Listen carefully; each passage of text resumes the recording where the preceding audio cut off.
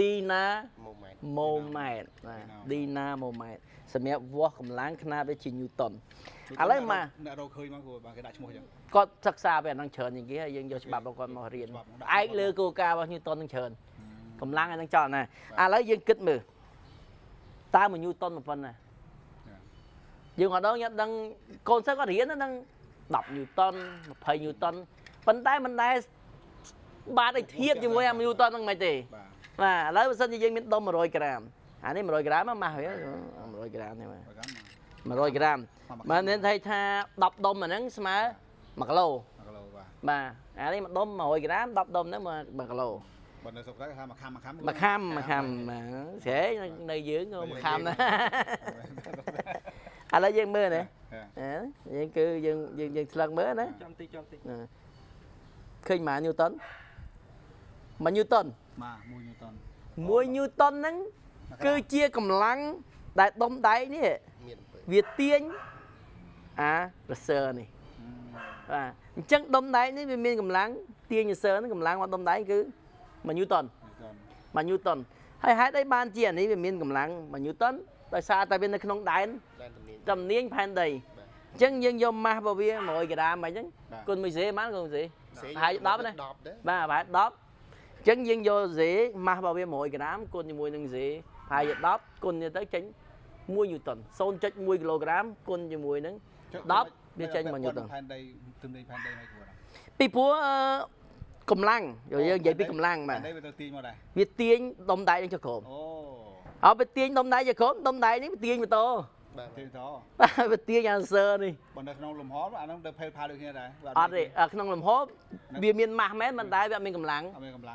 កម្លាំងទាញទេអញ្ចឹងយើងត្រូវថ្លឹងនៅផែនដីអាថ្លឹងនៅឋានប្រច័នខុសគ្នាទៀតចេញកម្លាំងផ្សេងបាទពីព្រោះកម្លាំងទំនាញរបស់ប្រច័នដូចទូយើងបាន6 ដង6 ដង1.6បាទ 1.63បាទអញ្ចឹងយើងគិតតែពីរឿងផែនដីយើងសិនបាទអញ្ចឹងមានដុំដែកហ្នឹងវារងកម្លាំងទំនាញដី1 Newton ហើយ1 Newton ប៉ុណ្ណឹង1 Newton បាទ1 Newton ហើយបើសិនជាអ្នកនរគ្នាចង់ដឹងថា1 Newton ប៉ុណ្ណាយើងអាចធ្វើចេះក៏បានដែរយើងឲ្យយើងវាថាមាន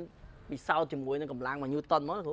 ទាញ1 Newton មកគ្រូទាញបាទប៉ុណ្ណាណាបាទលោកគ្រូហ្នឹងកម្លាំងដែលលោកគ្រូទាញគឺ1 Newton ណាបាទឥឡូវយើងមានកម្លាំង1 Newton ឥឡូវលោកគ្រូទាញ3 Newton ណា3 Newton ណាបាទខ្លាំងជាងមុនលោកគ្រូទាញខ្លាំងមុន3 Newton តែប៉ុណ្្នឹង3 Newton គ្រូបាទអញ្ចឹងយើងអាចគ្នាយើងបើចង់ដឹង1 Newton ប៉ុណ្ណាមកទាញមកគ្រូ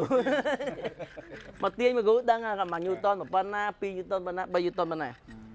ឥឡូវចម្ងល់ដែលយើងត្រូវបកស្រាយចុះឥឡូវយើងដឹង1 Newton ប៉ុណ្ណាហើយតែយើងអាចដឹង1 Joule ប៉ុណ្ណាអត់ធ្វើម៉េចយើងអាចធៀបជាមួយនឹងថាមពលកើតបាទថាមពលបាទ Joule ថាមពលឥឡូវបើសិនជាខ្ញុំបញ្យូអានេះខ្ញុំប្រើកម្លាំងចាប់អានេះកុំឲ្យវាធ្លាក់ទៅដីឥឡូវខ្ញុំចេញកម្លាំងបាន1 Newton 1 Newton ដែរមិនអញ្ចឹងបាទយើងដឹងថានេះរងនាងផែនដី1 Newton ដែរចាឥឡូវខ្ញុំបញ្ចេញកម្លាំង1 Newton ដើម្បីទប់បាទមិនទប់កុំឲ្យវាទៅណាហើយបើសិនមកយើងបញ្ចេញកម្លាំង1 Newton ហ្នឹងឲ្យថេណាឲ្យថេបាទឲ្យថេអញ្ចឹងខ្ញុំបញ្ចេញកម្លាំងថេខ្ញុំលើកវាឡើងលើចេញកម្លាំង1 Newton ថេលើកវាឡើងលើ1 ម៉ែត្រមានន័យថាខ្ញុំបានបញ្ចេញថាមពល1 Joule 1 Joule ហើយនឹង1 Newton ម៉ែត្រចឹង1 Newton គុណ1 ម៉ែត្រវាមិនជាកំមន់បាទកំមន់ថាមពលដែលយើងផ្លាស់ទីទៅតាមទិសត្រង់មកហ្នឹងចឹងយើងបញ្ចេញថាមពល1 Joule អញ្ចឹងយើងអាចដឹង1 Joule ប៉ុណ្ណាឲ្យកូនសិស្សហ្នឹងគាត់កាន់មកក្រាហ្នឹងមកលើកឡើងបញ្ចេញឡើងថេហ្នឹងណាឡើងថេឬមិនឡើងខ្លាំងទៅ1 ម៉ែត្រមក1 Joule ឥឡូវបានអីរកអីមិនយក1 Joule គឺវាសមាត្រជាមួយនឹង1 Newton ម៉ែត្រ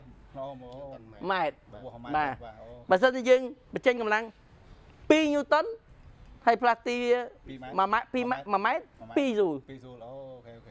ថាមពលវាជាសមត្ថភាពក្នុងការធ្វើកំមន់បាទជាងខ្ញុំត្រូវការថាមពល1 Joule ដើម្បីផ្លាស់ទីវា1 ម៉ែត្របញ្ចេញកម្លាំង1 Newton ផ្លាស់ទីអង្គធាតុ1 ម៉ែត្រអស់1 Joule បាទ1 Joule ចង់បាន2ស្រួលទៅបាន2ម៉ែត្រ 2ម៉ែត្រ បាទអញ្ចឹងបើសិនតែក្នុងខ្លួនមកខ្ញុំមានថាអំពូល100ស្រួលខ្ញុំអាចទាញវាបាន100ម៉ែត្រ បាទ100ម៉ែត្រ បាទបើយើងទាញច្រើនពេកឥឡូវដល់ម៉ោងបាយแล้ว